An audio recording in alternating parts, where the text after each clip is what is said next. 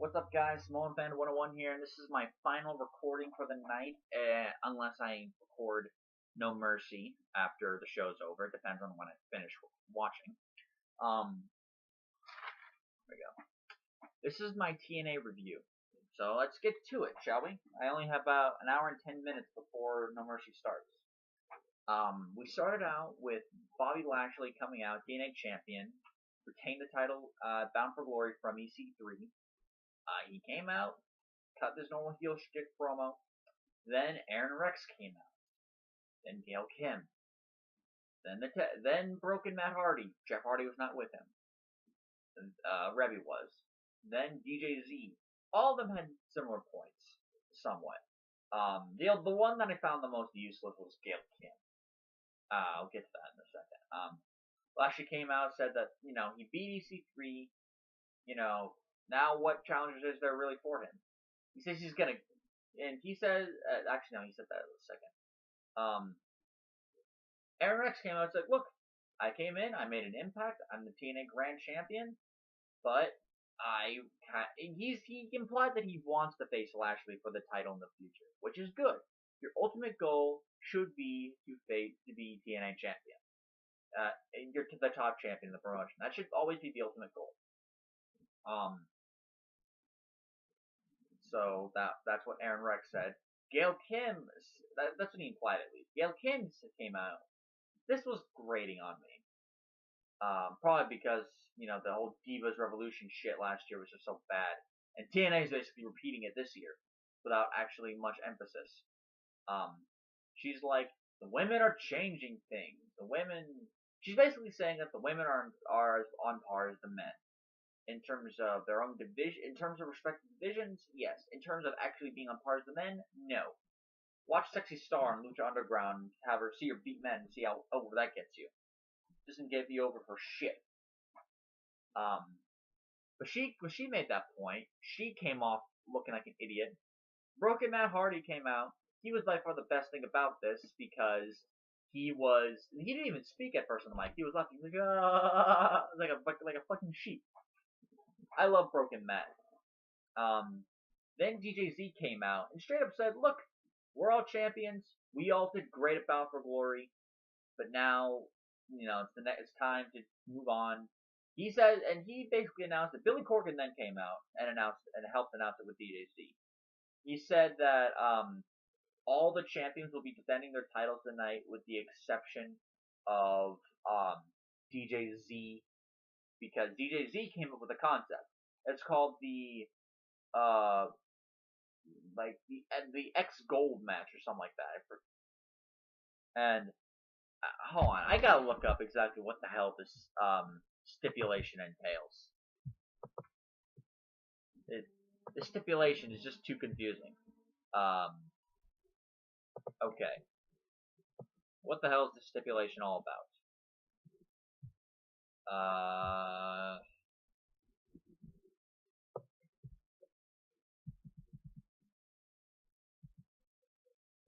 Yeah, Team X Gold. And here's what it says. Team X Gold will feature trios teams with the rules strictly enforced. That's pretty much all they said. They didn't say why they're fighting or if there's a goal for them to fight for. Once the team starts, they stay together. Why? They didn't say. That wasn't even me. That was Larry from 411 Mania saying that. So basically,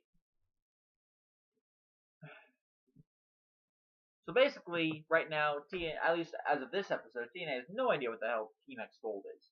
They came up with this the next night. It was just ridiculous. Hang on, I think there was actually a typo here. I wonder if it was in the segment. No, I think it was. I think it was later with the Mike Bennett thing. But yeah. The only thing that this opening segment missed, other than was Brother Nero. We need Brother Nero. Just even if he just wanted to say obsolete, because Matt Hardy did that. That song's in my head now. fade away and classify myself as obsolete. Oh god, that shit's hilarious. Okay, and we come to the actual. This segment did feel a little bit forced.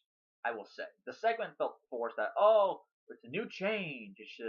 It's a game changer. That's the buzzword that TNA is throwing around. TNA, do not make the same mistake WWE made when they kept on throwing on buzzwords. WWE Universe is still a shitty name.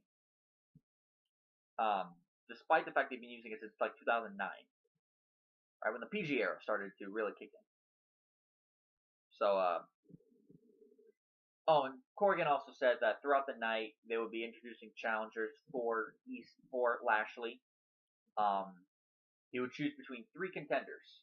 So, there's that.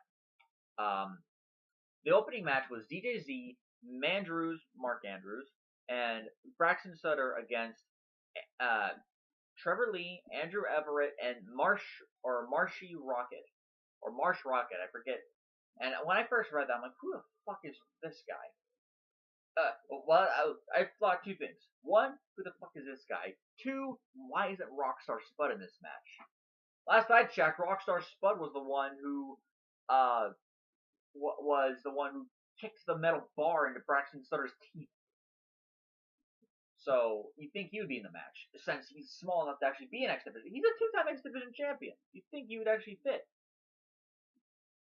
And he got put over by Austin Aries, so, that was awesome. Other than that, he hasn't done much. Okay, back to the match. The match was actually a pretty good X Division style match. Marshy Rocket, Rocket actually got a little bit of offense in there. He didn't do a lot of X Division things, but then again, back in 2014, neither did Brian Cage. Stuck to his power moves, but he's also an X Division guy who can kind of fly. This guy can kind of do that too. We just haven't seen much of him yet. DJ Z's team won the match after I think it was Braxton Sutter hit a move, and then Mark Andrews came down with a 450 splash. No, it wasn't 450. It was a shooting star press and got the win. So good for TJZ's team. I hope they explain this Team X Gold concept next week. Next, we had Moose basically announcing that he's like the first contender. He's ready for Lashley. Then we had what was probably the best thing of the night, which was a segment between Eli Drake and EC3. And he's got like his own talking segment. Obviously, Eli Drake does, and I gotta admit, I loved EC3 here. He said he showed a lot of fire. He might be one of the number 1 contenders. He might not. He lost last night, but he doesn't mind. Eli Drake talked, a lot during the segment. EC3 interrupted him, straight up saying, if you press that button one more time, I'm gonna beat the shit out of you. And Eli Drake, and this is this was awesome. So Eli Drake stood up and straight up told EC3, you know why I don't like you? It's because you've been handed everything ever since the day you walked in here. You were handed everything the moment you stepped into TNA. You were handed several feuds. You were practically handed the TNA World Heavyweight Championship. You were at the top from the very beginning. What about me? What did I do? I came in debuting with 2 other. I think he botched it when he said 3 other idiots. I came in with 2 other idiots called the Rising, along with Drew Galloway and some guy named Micah, which that was actually kind of funny because Micah's not there anymore. And both of them are not here right now. I had to scratch and claw. I literally had to fight for everything I had. I became the King of the Mountain champion. He didn't say that, but that's what I'm thinking.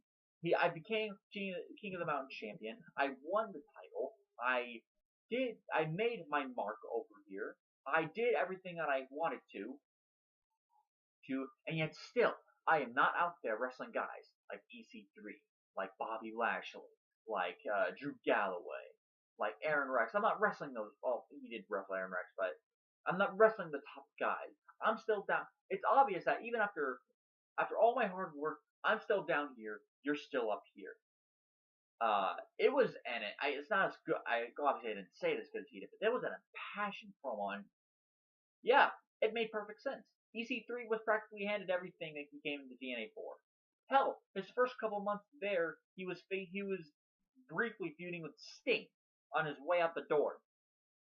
And then proceeded to feud with Bully Ray, with Kurt Angle.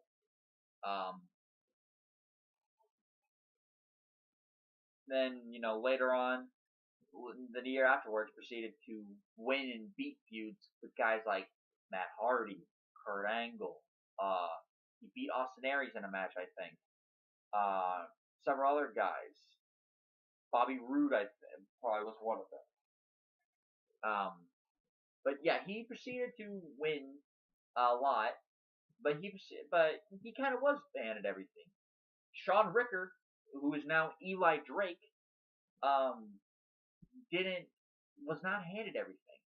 And it took EC3 a year and a half to win the championship. But Eli Drake is still at a level where he's not facing top level guys. He was still, just a few months ago, he was still in the mid card facing guys like Bram, who has not been seen on TV for weeks. I mean, the highest level guy he actually faced was James Storm. So there's that. We don't know exactly what is in Eli Drake's future, but if this is going to be his next feud, I'm 100% on board. Granted that EC3 puts over Eli Drake like $1 million, because Eli Drake, even though he needs to work on his in-ring skills, this guy, he's got world championship material written all over him. He just needs to improve on the ring work. He's got the mic skills. He's got the look. He's got the size. He's got everything, and he's got decent in-ring skill. He just needs to be put in the ring with the right guy. James Storm was that guy when they were feuding. That was awesome, in my opinion. Then we cut the backstage.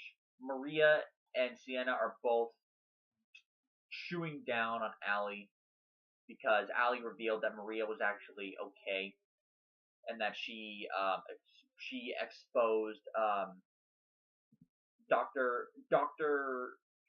client confidentiality. I thought it was supposed to be that was between lawyers and clients, not doctors. So do your fucking research on that one.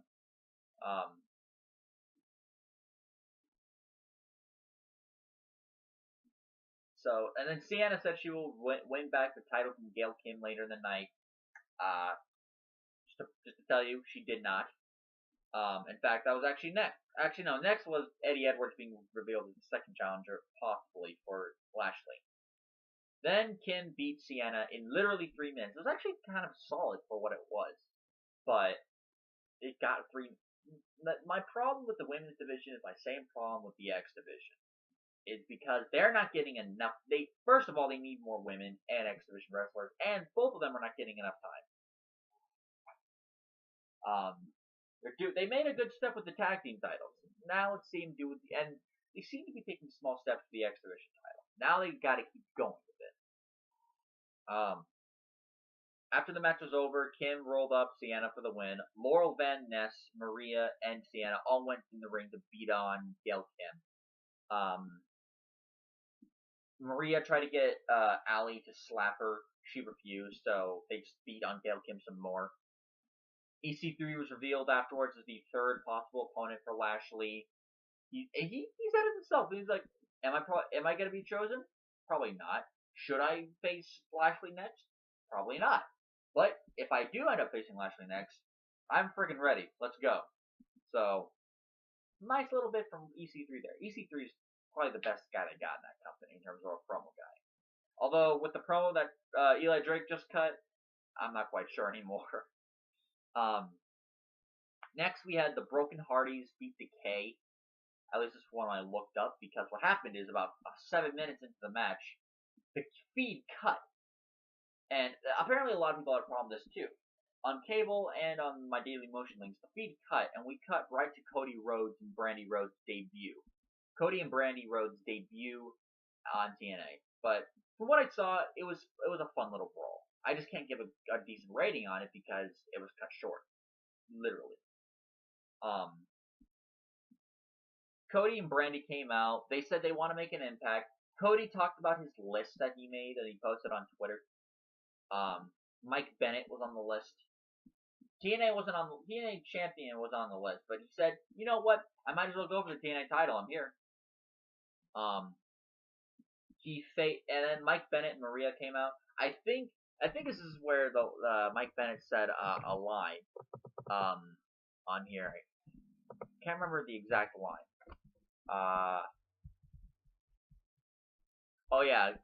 Cody Rhodes said that he praised Gail Kim for being the first woman in the Hall of Fame. He had never seen anything like the Great War, honestly. I don't think any of us have either. And he said that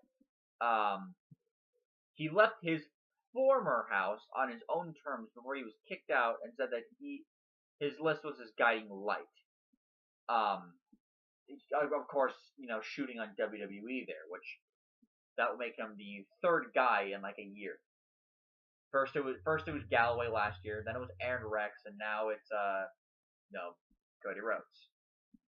He made sure to be called to call. They even made a shoot saying that he made sure that to call Brandy Rhodes, because Cody cannot use the Rhodes name outside of WWE, which I find is so fucking stupid, as Dusty did the same thing.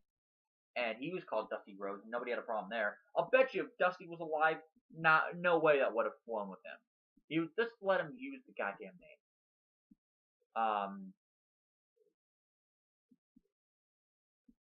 Mike Bennett and Maria came back. They didn't want to listen to Maria. Did nothing in this segment. She just was just the dutiful wife. Mike Bennett did all the talking.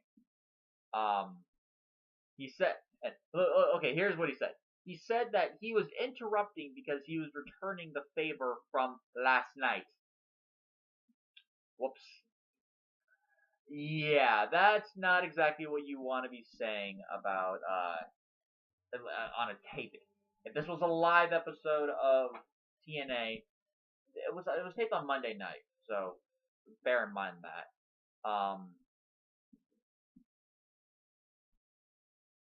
He said he had to earn. Mike Bennett did have a good point here, saying that he had to earn a title shot in TNA, where Cody Rhodes was handed one. He had a good point there.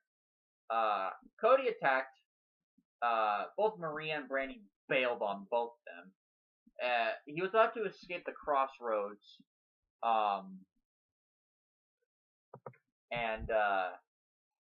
he was at the crossroads on Mike Bennett.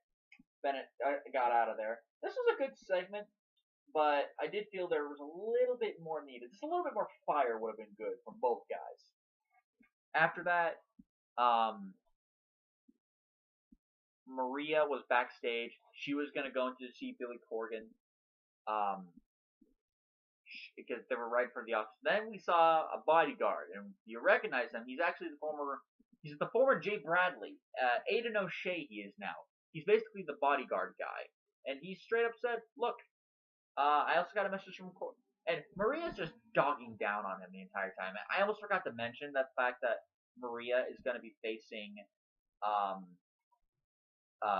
Gail Kim for the title in a no DQ match next week, which will be a complete smoke and mirrors match, just like it was at Bound for Glory, and it'll probably be shit. Maria was just dogging down on Aiden O'Shea, and O'Shea is just like, look, straight up, if you don't win your match against Gail Kim next week, you are no longer the leader of the Knockouts. So, and Maria says she's not losing, and she walks away. I like the idea of making Aiden O'Shea an on-screen character because I appreciate the guy's work. He's just not that good in the ring. So let's see what he does now that he's not an in-ring performer. He's just a bodyguard guy. He's an on-screen character, just not a wrestler. So let's see where he goes from there. It was enjoyable for what it was. Just again, he's a little bit more. Aaron Rex defended the TNA Grand Championship against Baron Dax.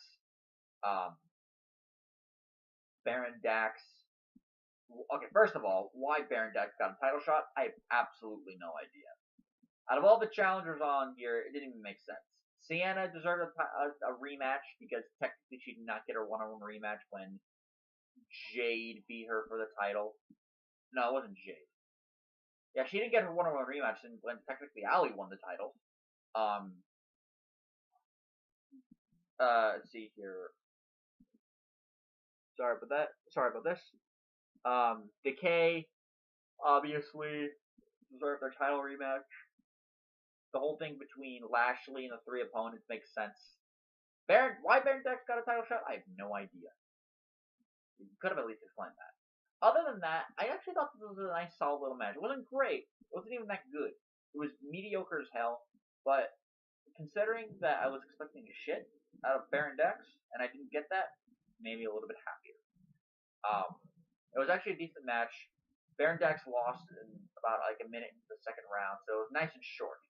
I guess for the special like pay-per-view style matches, or the matches that are big, it's gonna be 5 minutes each round, like it was at Bound for Glory. Normally it's just gonna be 3 minutes now. I think it should just stay 5 minutes, honestly. Well, it's 5 minutes for guys who can actually work. If it's like if it's Aaron Rex and if it's Aaron Rex and Baron Dax, say that 5 times fast. Aaron Rex and Baron Dax. If it's those two, then yeah, 3 minutes each round will do. Lashley picked his opponent. He picked Eddie Edwards because he thought Eddie Edwards would be the easiest. What we saw here was actually a pretty good match between Eddie Edwards and Lashley. It was a 7.5 minute match. But Eddie Edwards got the surprise win. He hit the Boston Knee Party which is like basically a running knee, kind of like Daniel Bryan, just more sideways. Lashley was gonna go for the spear. Edwards hit the Boston Knee Party on Lashley, and then pinned in a surprise way and pinned Lashley for the win. Eddie Edwards is your new TNA champion. I heard there are a couple people who think this might be a good idea. They don't see Eddie Edwards as world champion. I'm willing to give it a shot because Eddie Edwards is a great talent. He was protected upcoming to Bound for Glory. Hang on a second. Yeah. I'm gonna work out right now. I'm gonna what do you think? After taking a shower time.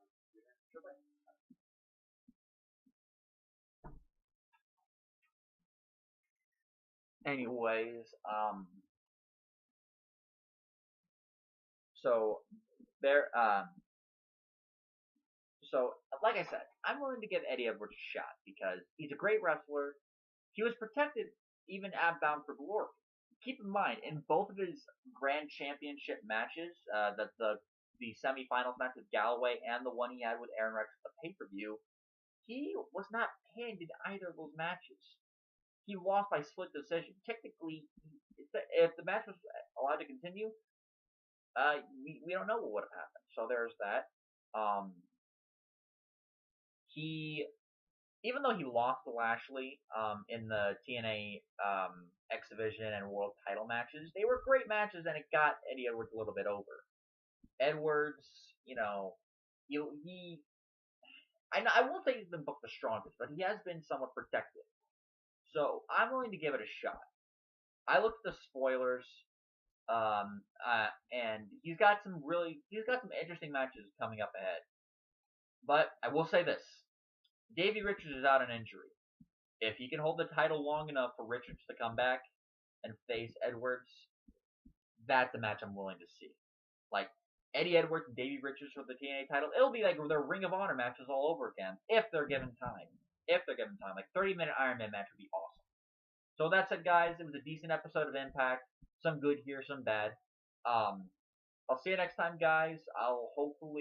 You just saw there that I may not be able to record tonight, so this might be the last recording of the day. But until then, guys, I'll see you later. Have a good night, and peace.